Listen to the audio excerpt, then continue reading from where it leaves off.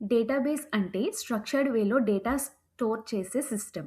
ఉదాహరణకి మన mobile apps, bank accounts, websites ఇవన్నీ డేటాని స్టోర్ చేస్తాయి. Like user info, bank records, app data అన్నీ ఆర్గనైజ్‌గా నీట్‌గా స్టోర్ చేసి ఒక పర్టిక్యులర్ ప్లేస్‌లో దాన్ని స్టోర్ చేస్తే దాన్ని డేటాబేస్ అని క్లియర్‌గా చెప్పుకోవచ్చు. డేటాబేసెస్‌లో 2 టైప్స్ ఉంటాయి మెయిన్‌గా. అవేంటివి? Relational databases, NoSQL databases. ఇందులో మనం ఏది సెలెక్ట్ చేసుకోవాలి అనేది మనం డేటా ఏ రకంగా స్టోర్ చేసుకోవాలి అని డిసైడ్ అయ్యే దాన్ని బట్టి ఈ రెండిట్లో ఒకదాన్ని పిక్ చేసుకుంటాం.